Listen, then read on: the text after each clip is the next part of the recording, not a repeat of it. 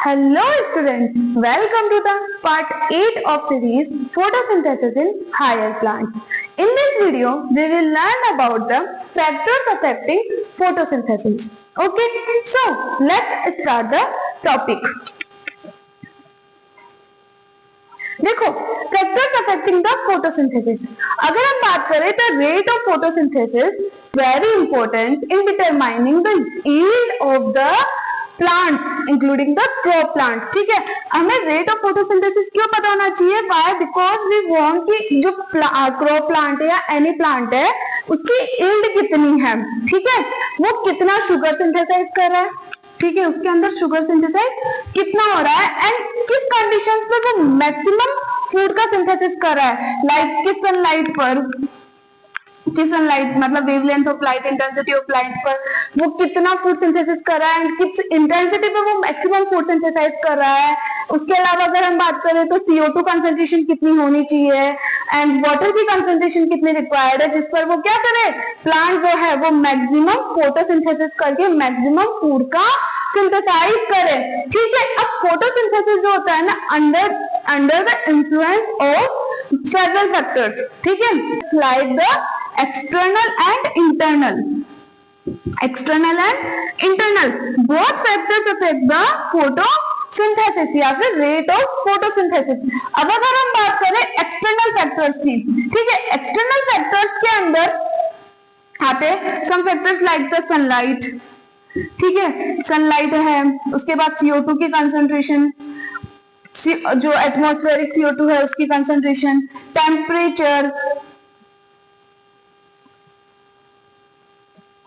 And water concentration. ठीक है, अब देखो अगर हम बात करें इंटरनल फैक्टर्स की, इंटरनल फैक्टर्स में क्या आते हैं कि number of the leaves on the plant, यहाँ पर जो लिखे हुए number of the leaves on the plant, size of the leave की एक लीव, अगर हम बात करें नंबर ऑफ लीव फर्स्टली कि अगर एक प्लांट है, ठीक है, अगर उस पे जो लीव्स का नंबर है अगर इंक्रीज होगा तो रेट ऑफ फोटोसिंथेसिस भी क्या होगा, इंक्रीज होगा. ठीक है, तो हम क्या बोल सकते हैं कि number of the leaves is directly proportional to the rate of photosynthesis. ठीक है, जैसे जैसे लीव्स का नंबर बढ़ेगा वैसे वैसे क्या होगा, रेट ऑफ फोटोसिंथेसिस भी बढ़ेगा. Okay, understand. उसके अलावा अगर हम बात करें कि साइज ऑफ द लीव्स, अब देखो दो लीव्स है, एक लीव है जिसका साइज क्या है, स्मॉल है, एंड एक लीव है जिसका साइज क्या है, लार्ज है. ठीक है, अब इनमें से कौन सी लीव है जो ज्यादा फोटोसिंथेसिस करेगी? Of course large size. ठीक है, तो हम बोल सकते हैं size of the leaf is directly proportional to the rate of photosynthesis. ठीक है, उसके बाद में orientation of the leaf, orientation of leaf. अब देखो ओरिएंटेशन ऑफ द लीफ से क्या मतलब है, लीफ का ओरिएंटेशन उस अकॉर्डिंग होना चाहिए इन द सनलाइट जिसमें उसको क्या हो, optimal amount of the sunlight मिल पाए. ठीक है, मतलब उसका ओरिएंटेशन अगर मान लो फॉर एग्जांपल हाईलाइट इंटेंसिटी है. ठीक है, हाईलाइट इंटेंसिटी के अंदर हमने इस चैप्टर के स्टार्टिंग में पढ़ा था क्लोरोप्लास्ट का arrangement like in the sunlight. ठीक है, तो उसी से हम इसको रिलेट कर सकते हैं कि हाईलाइट इंटेंसिटी में अगर जो लीफ है इनकमिंग लाइट के पैरेलल में अरेंज्ड होगी, ठीक है, इनकमिंग लाइट की क्या होगी, पैरेलल होगी, तो क्या होगा, रेट ऑफ फोटोसिंथेसिस ज्यादा होगा. Why? Because in this light अगर जो लीफ है वो पैरेलली अरेंज्ड है तो क्या होगा कि जो लीफ के इंटरनल फैक्टर्स है, पिगमेंट्स है, वो क्या होंगे, डिसोशिएट नहीं हो पाएंगे. तो उसके अंदर क्या होगा, रेट ऑफ फोटोसिंथेसिस ज्यादा होगा. और अगर लो लाइट इंटेंसिटी है, ठीक है, या हाईलाइट में क्या बोला, पैरेलल. ठीक है, अगर लो लाइट इंटेंसिटी है तो उसके अंदर क्या हो, अगर लीफ परपेंडिकुलर अरेंज हो, परपेंडिकुलर प्रेजेंट हो according to the incoming sunlight. ठीक है, तो क्या होगा, रेट ऑफ फोटोसिंथेसिस ज्यादा होगा. वाई? बिकॉज इसको क्या होगा, ज्यादा से ज्यादा सनलाइट मिल पाएगी. ठीक है, अंडरस्टैंड. उसके बाद में आता है मेसोफिल सेल्स. अब अगर हम बात करें जो लीफ थी, ठीक है, लीफ के स्ट्रक्चर में मेसोफिल सेल्स प्रेजेंट होती है. लीफ के स्ट्रक्चर में क्या होती है, मेसोफिल सेल्स प्रेजेंट होती है. अब मेसोफिल सेल्स के अंदर ये क्या होता है, क्लोरोप्लास्ट प्रेजेंट होते हैं, न्यूट्रोफिल सेल्स के अंदर क्या है, क्लोरोप्लास्ट प्रेजेंट है। अब अगर नंबर ऑफ न्यूट्रोफिल सेल्स जो है वो क्या होगा, ज्यादा, न्यूट्रोफिल सेल्स का जो नंबर है अगर ज्यादा होगा तो क्या है, क्लोरोप्लास्ट का नंबर भी क्या होगा, ज्यादा। ओके, क्लोरोप्लास्ट भी क्या होंगे, ज्यादा, तो रेट ऑफ फोटोसिंथेसिस भी क्या होगा, ज्यादा। तो हम बोल सकते हैं कि जो मेसोफिल सेल्स है इज डायरेक्टली प्रोपोर्शनल टू, या फिर number of mesophyll cells is directly proportional to the rate of photosynthesis. Understand. अब उसके बाद में आता है amount of the chloroplast, amount of the chloroplast. अब देखो जैसे जैसे अमाउंट ऑफ द क्लोरोप्लास्ट जो है within the cell increase होगा, रेट ऑफ फोटोसिंथेसिस भी क्या होगी, इंक्रीज होगी। वाई, बिकॉज जो फोटोसिंथेसिस होता कहां पर है, क्लोरोप्लास्ट के अंदर ही। ठीक है, उसके बाद में age of the leaf, age of leaf. ठीक है, अब देखो अप टू द मैच्योरिटी, जब स्टार्टिंग में लीफ मैच्योर होना स्टार्ट होती है, ठीक है, इनिशियल स्टेज से लेकर up to the maturity, maturity तक जो रेट ऑफ फोटोसिंथेसिस होता है ना विद इन द लीव्स वो क्या होता है, इंक्रीज होता है। बट मैच्योर जब हो चुकी है, अब उसके बाद में जैसे जैसे लीफ की जो एज है वो इंक्रीज होगी, ठीक है, वैसे वैसे क्या होगा, रेट ऑफ फोटोसिंथेसिस डिक्रीज होगा। क्या समझ में आया कि इनिशियली जब तक लीफ मैच्योर हो रही है, ठीक है, up to the maturation of leaf, rate of photosynthesis भी क्या होगा, directly proportional to the age of leaf. But after the maturation of leaf, जैसे जैसे उसकी एज और इंक्रीज होती जाएगी तो रेट ऑफ फोटोसिंथेसिस क्या होगा, डिक्रीज होगा। तो आफ्टर द मैच्योरेशन बोल सकते हैं age of the leaf is inversely proportional to the rate of photosynthesis. Okay, understand.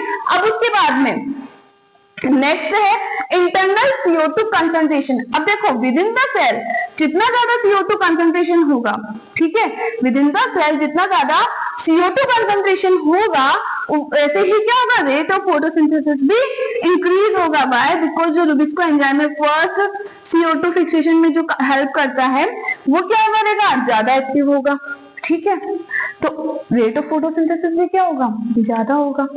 समझ में आया, मतलब internal CO2 concentration increase, rate of photosynthesis increase होगा। ओके, तो सारे फैक्टर समझ में आए। स्टार्टिंग फर्स्ट नंबर का फैक्टर क्या था, नंबर ऑफ लीव्स, जितनी ज्यादा एक प्लांट के ऊपर लीव्स है उतना ज्यादा क्या है, रेट ऑफ फोटोसिंथेसिस है। उसके बाद में orientation of the leaf, orientation depend, अगर हम बात करें हाईलाइट इंटेंसिटी में, अगर हाईलाइट इंटेंसिटी में लीफ पैरेलल है तो रेट ऑफ फोटोसिंथेसिस ज्यादा है, और अगर लो लाइट इंटेंसिटी में जो लीफ है वो perpendicular to the incoming light है तो रेट ऑफ फोटोसिंथेसिस ज्यादा होगा। नंबर ऑफ द क्लोरोप्लास्ट या amount of the chloroplast increase होगा तो रेट ऑफ फोटोसिंथेसिस भी इंक्रीज होगा। इंटरनल CO2 कंसंट्रेशन इंक्रीज होगा तो रेट ऑफ फोटोसिंथेसिस भी इंक्रीज होगा। साइज ऑफ द लीफ अगर ज्यादा है, या फिर बोले तो in the large size of leaf rate of photosynthesis is much higher as compare to the small size of leaf. Okay, उसके बाद में हम बात करें तो एज ऑफ द लीफ, या तो एज ऑफ द लीफ में क्या है, अप टू द मैच्योरेशन या till the maturation of the leaf, rate of photosynthesis directly proportional to the age of the leaf. Okay, and after the maturation and after the maturation rate of photosynthesis is inversely proportional to the age of leaf. Understand? अब उसके बाद में next है एक factor law of limiting factor. अभी हमने बात करी कि बहुत सारे फैक्टर्स है जो क्या कर रहे हैं, फोटोसिंथेसिस को अफेक्ट कर रहे हैं, मतलब रेट ऑफ फोटोसिंथेसिस को अफेक्ट करते हैं। ओके, तो अब देखो एक अगर हम बात करें कि बहुत सारे फैक्टर्स हैं जो क्या कर रहे हैं, रेट ऑफ फोटोसिंथेसिस को अफेक्ट कर रहे हैं, तो अगर हमें किसी पर्टिकुलर टाइम पर ये डिसाइड करना हो कि कौन सा फैक्टर है कि जो सबसे ज्यादा इंपॉर्टेंट है, ठीक है, तो देखो लॉ ऑफ लिमिटिंग फैक्टर जो था proposed by scientist Blackman, law of limiting factor,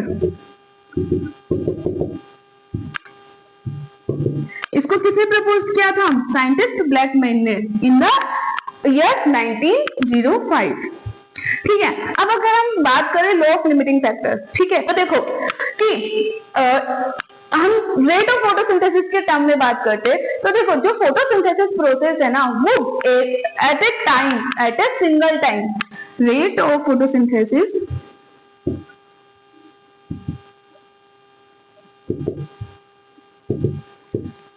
eight a single time क्या होता है, काफी सारे फैक्टर से अफेक्ट होती है, affected by the many factor.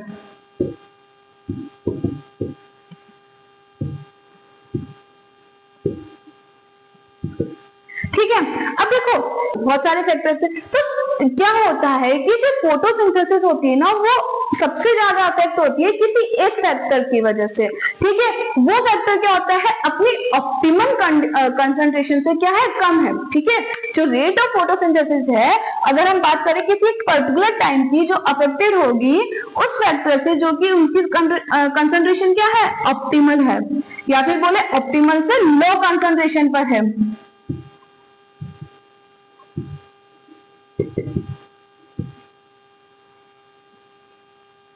ठीक है, ऑप्टिमल कंसंट्रेशन से लो है उसकी कंसंट्रेशन, तो जो रेट ऑफ फोटोसिंथेसिस होगी वो उसी फैक्टर की वजह से अफेक्ट होगी। ठीक है, एंड इसी को एक्सप्लेन करने के लिए एक लॉ दिया था कि साइंटिस्ट ने ब्लैकमैन ने, लॉ ऑफ लिमिटिंग फैक्टर की, if a chemical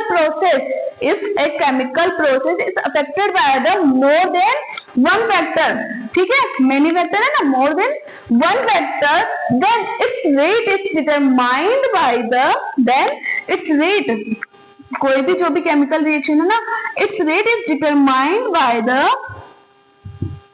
factor which is at their suboptimal concentration या फिर सब ऑप्टिमल लेवल और nearest to their minimal value. ठीक है, मतलब जो बहुत सारे फैक्टर है जो किसी भी एक केमिकल प्रोसेस को अफेक्ट कर रहे हैं, ठीक है, जो किसी भी केमिकल प्रोसेस को अफेक्ट कर रहे हैं एट ए सिंगल टाइम, उसमें वो किसी एक फैक्टर से अफेक्ट होगी जो कि किस कंसंट्रेशन पे होगा, उसकी सब ऑप्टिमल कंसंट्रेशन पर, या तो सब ठीक है, या फिर उससे भी कम कंसंट्रेशन या उसकी मिनिमल कंसंट्रेशन पर होगा, उससे क्या होती है वो केमिकल प्रोसेस अफेक्ट होती है। एंड इसी को क्या बोलते हैं, लॉ ऑफ लिमिटिंग फैक्टर। जैसे ही ये जो फैक्टर है इसकी कंसंट्रेशन हम जैसे ही चेंज करेंगे, मतलब इसकी कंसंट्रेशन सब ऑप्टिमल कंसंट्रेशन से ज्यादा या फिर इसकी मिनिमल कंसंट्रेशन से ज्यादा होगी, इंक्रीज करेंगे, वैसे ही क्या होगा, जो रेट है केमिकल प्रोसेस की वो इंक्रीज हो जाएगी, या फिर बोले तो फोटोसिंथेसिस के टर्म में रेट ऑफ फोटोसिंथेसिस इंक्रीज हो जाएगा। ओके, फॉर एग्जाम्पल अगर हम ले, मान लो सपोज कि जो एक सेल है, सेल के C3 प्लांट्स के अंदर हमने पढ़ा था कि C3 प्लांट्स में क्या होता है कि रुबिस्को एंजाइम जो होता है ना, अपनी जो C3 प्लांट है उनमें क्या है, रुबिस्को एंजाइम अपनी ऑक्सीजनेस प्रॉपर्टी को शो करने लगता है अगर जो है CO2 कंसंट्रेशन जो है वो कम है as compare to the O2 concentration. ठीक है, अब जैसे यहाँ पर इस टाइम पर हम बोल सकते हैं कि CO2 की कंसंट्रेशन क्या है, इसके लिए एक लिमिटिंग फैक्टर है रेट ऑफ फोटोसिंथेसिस के लिए। जैसे ही within the cell CO2 concentration increase होगा ना, तो जो रुबिस्को एंजाइम है अपनी कार्बोक्सिलेज प्रॉपर्टी को शो करेगा एंड जो रेट ऑफ फोटोसिंथेसिस है वो क्या हो जाएगी, इंक्रीज हो जाएगी। अंडरस्टैंड। अब नेक्स्ट है external factors which affect the rate of photosynthesis. सबसे पहले तो आप इसका एक स्क्रीनशॉट ले लो फॉर योर नोट्स। ओके, हमने एक्सटर्नल फैक्टर्स में 4 फैक्टर्स को डिस्कस किया था। सबसे पहला फैक्टर क्या था, sunlight, second CO2 concentration, third water concentration and fourth temperature. Okay, अब देखो सबसे पहले सनलाइट, जो सनलाइट होती है वो रेट ऑफ फोटोसिंथेसिस को इफेक्ट करती है in the 3 different way, in the 3 different ways. सबसे पहले आता है लाइट इन,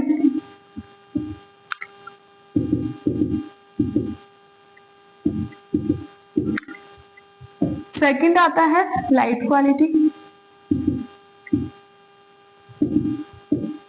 एंड थर्ड है लाइट ड्यूरेशन। ओके, अब देखो सबसे पहले हम डिस्कस करें लाइट क्वालिटी को। तो देखो जो फोटोसिंथेसिस है लाइट क्वालिटी के अंदर, होते हैं, जो प्लांट्स होते हैं वो यूटिलाइज करते, कैप्चर करते हैं and utilize, plants capture and utilise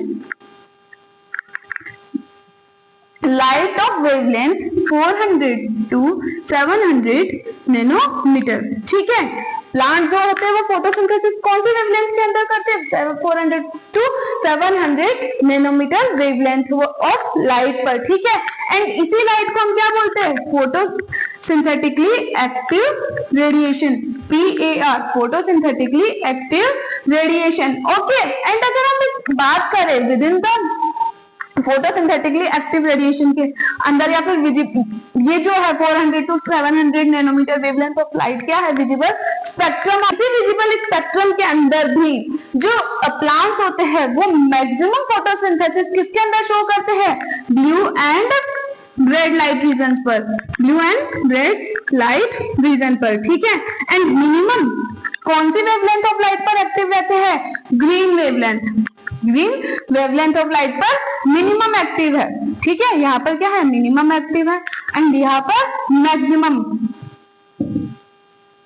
हम बोल सकते हैं कि blue and red light region पर क्या होगा? मैक्सिमम फोटोसिंथेसिस हो रहा है and green wavelength of light पर क्या है? मिनिमम फोटोसिंथेसिस हो रहा है। सेकंड है लाइट इंटेंसिटी। अगर हम बात करें लाइट इंटेंसिटी की, तो at the low light intensity, at the low light intensity जो रेट ऑफ फोटोसिंथेसिस होती है वो डायरेक्टली प्रोपोर्शनल होती है किसके?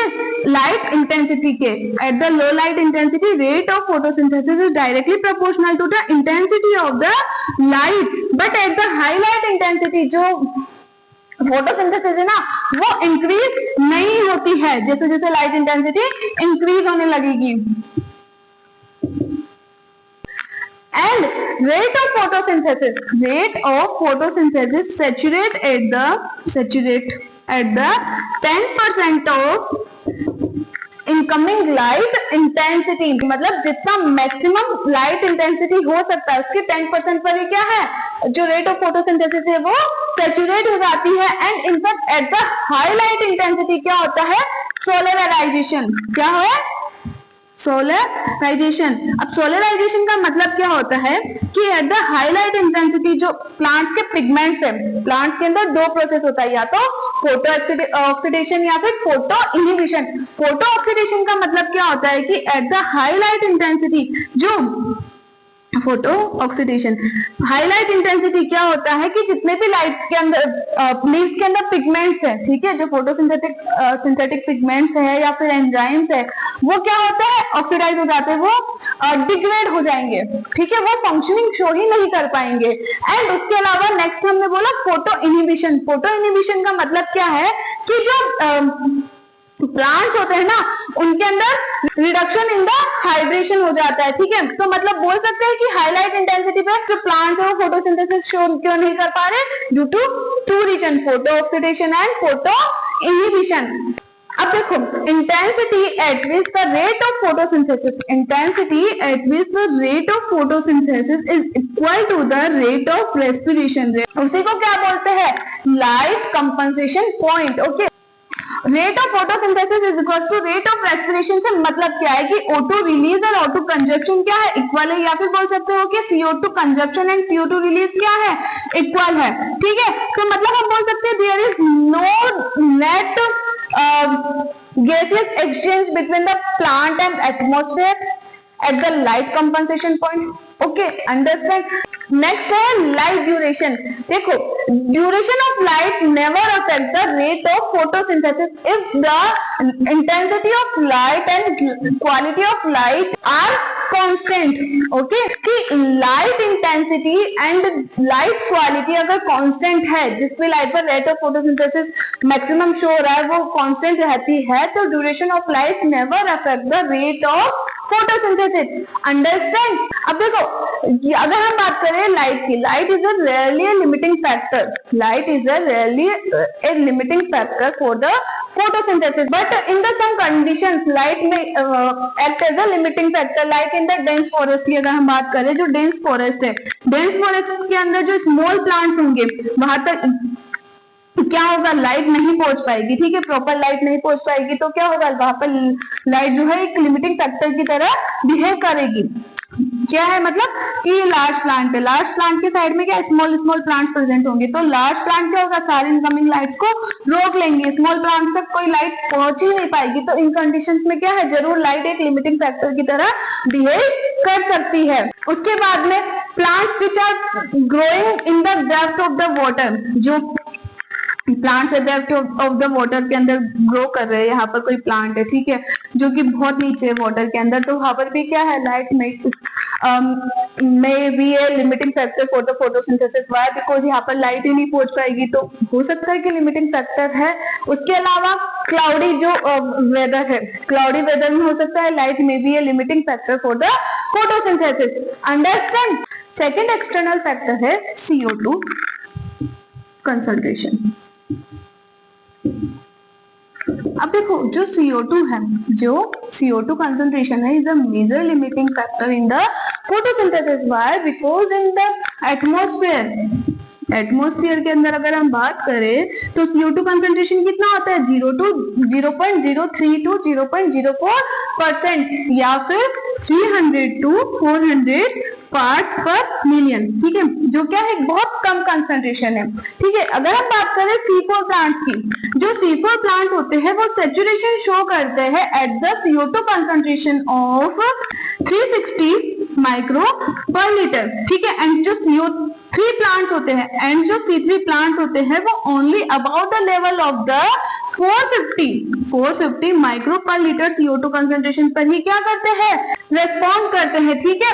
तो हम बोल सकते हैं कि जो C4 प्लांट्स है वो eight the low CO2 concentration पर ही क्या कर रहे हैं, रेस्पॉन्स को शो कर रहे हैं एंड मैक्सिमम फोटोसिंथेसिस शो करते हैं। बट C3 प्लांट्स को क्या है, हायर CO2 कंसंट्रेशन चाहिए। तो अब देखो जो C3 प्लांट्स हमको हायर CO2 कंसंट्रेशन क्यों चाहिए, व्हाई? बिकॉज C4 प्लांट्स के अंदर क्या प्रेजेंट होती है, क्रेन्स एनाटमी प्रेजेंट होती है। क्या प्रेजेंट है, क्रेन्स एनाटमी प्रेजेंट है। एंड क्रेन्स एनाटमी प्रेजेंट होने की वजह से क्या होता है कि एट द रूबिस्कोसाइट इनके अंदर CO2 कंसंट्रेशन इंक्रीज हो जाती है। बट C3 प्लांट्स के अंदर ऐसा कुछ प्रेजेंट नहीं होता है, तो यहाँ पर क्या होता है, रूबिस्को एंजाइम जो है at the lower CO2 concentration क्या करता है, अपनी ऑक्सीजनेस प्रॉपर्टी को भी शो कर सकता है, ठीक है। बट यहाँ पर इन द C4 प्लांट जहाँ पर रूबिस्को एंजाइम प्रेजेंट है, वहां पर क्या होता है कि जो O2 है वो एब्सेंट होती है, प्रेजेंट ही नहीं होती है, ओनली क्या प्रेजेंट होती है, CO2 प्रेजेंट होती है, ठीक है। इसलिए जो C4 प्लांट होते हैं वो eight the low CO2 concentration पे क्या है, अपना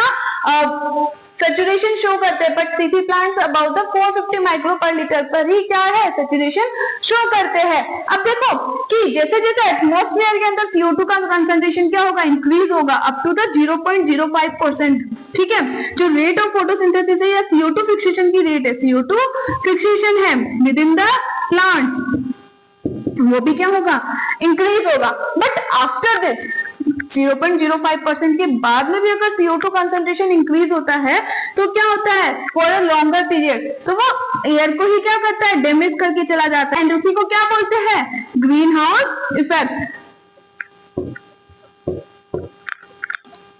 उसी को क्या बोलते हैं, ग्रीन हाउस इफेक्ट बोलते हैं। अब देखो कुछ C3 प्लांट्स ऐसे हैं, कुछ C3 प्लांट्स ऐसे हैं जिनको हम क्या बोलते हैं, green house plant, green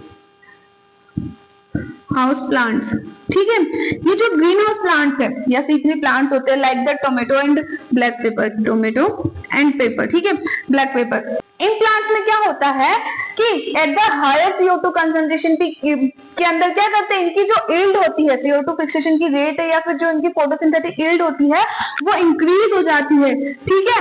and इसी को क्या बोलते हैं, ये ग्रीन हाउस इफेक्ट की वजह से जो इनके अंदर यील्ड है, इनकी जो फोटोसिंथेसिस की जो यील्ड है या फिर CO2 फिक्सेशन की रेट जो इंक्रीज हुई है, इसी को क्या बोलते हैं, CO2 fertilising effect, CO2 fertilising effect,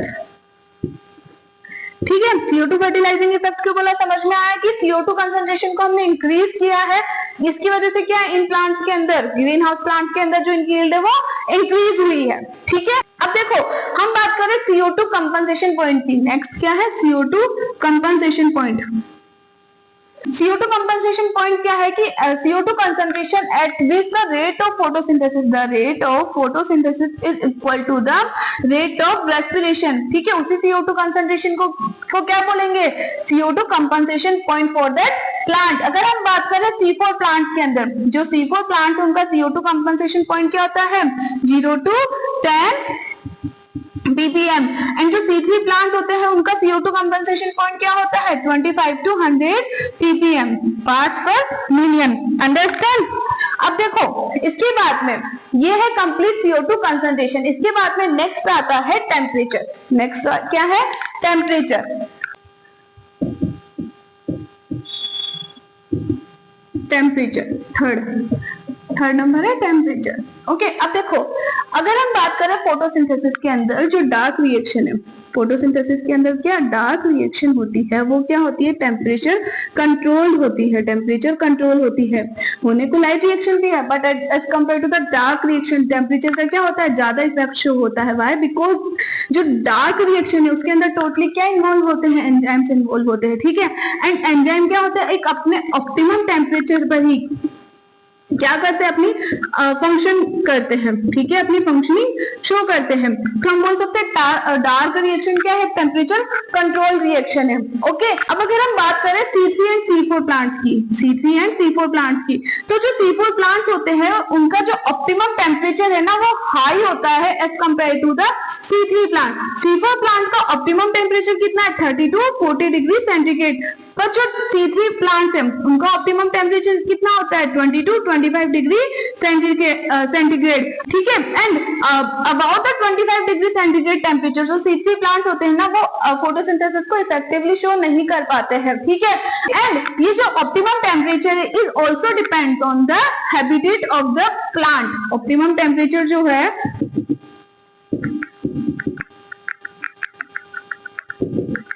is also depend on the habitat of the plant। अगर हम बात करें ट्रॉपिकल रीजन्स के प्लांट की, तो जो ट्रॉपिकल रीजन्स के प्लांट होते हैं हाई टेम्परेचर ऑप्टिमम टेम्परेचर होता है। For the temperate regions plants जो लोअर टेम्परेचर ही क्या होता है उनके लिए ऑप्टिमम टेम्परेचर होता है। मतलब जो ट्रॉपिकल प्लांट्स है वो अडॉप्टेड है for the higher temperature, and temperate regions के प्लांट जो है वो अडॉप्टेड है for the lower temperature. Understand.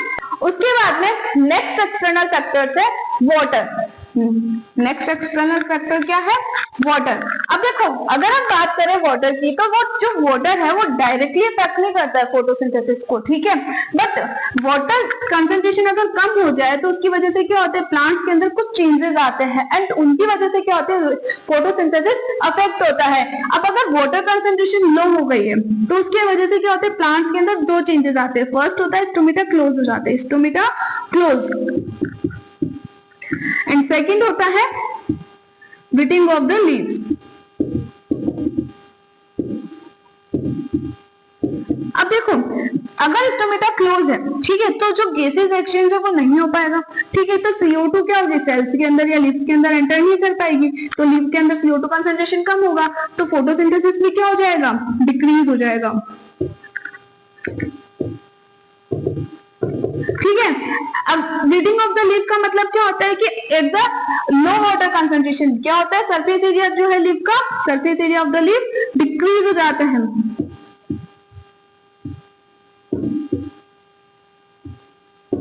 ठीक है, उसकी वजह से क्या होता है, फोटोसिंथेसिस अगेन डिक्रीज होता है। सरफेस एरिया कम होने की वजह से क्या हो रहा है, फॉर एग्जांपल हमने दो लीव्स ली, एक लीफ का सरफेस एरिया इतना है। ठीक है, एंड जैसे ही वाटर कंसंट्रेशन कम हुआ, ये जो ए लीफ है इसका सरफेस एरिया कम होके इतना हो गया। ठीक है, अब अगर लार्जर सरफेस एरिया तो क्या होगा, जो लाइट है उसको ज्यादा मिलेगी, ज्यादा सनलाइट को वो कैप्चर कर पाएगा। बट अगर सरफेस एरिया कम है तो कम सनलाइट को कैप्चर करेगा, कम सनलाइट को कैप्चर करेगा तो फोटोसिंथेसिस भी क्या हो जाएगा, ऑटोमेटिकली कम हो जाएगा। तो समझ में आया कि वीडिंग ऑफ द लीव्स की वजह से क्या है, सरफेस एरिया कम हुआ लीफ का, एंड उसकी वजह से फोटोसिंथेसिस कम क्यों होता है। अंडरस्टैंड। ये है कंप्लीट चारों एक्सटर्नल फैक्टर्स। फर्स्ट क्या था, sunlight, second CO2 concentration, third temperature, and fourth water. Okay, take a screenshot of this for your notes. Okay, for the topic light. Okay, just take a screenshot of this for your notes, okay, for the topic light and CO2 concentration. Take a screenshot of this for the topic of notes temperature and water, which is an external factor, okay. Okay, thank you for watching this video. I hope you will understand the topic of factors affecting the photosynthesis. Okay, if you have any query, you can ask me in the comment section. I will reply you. Okay, bye bye.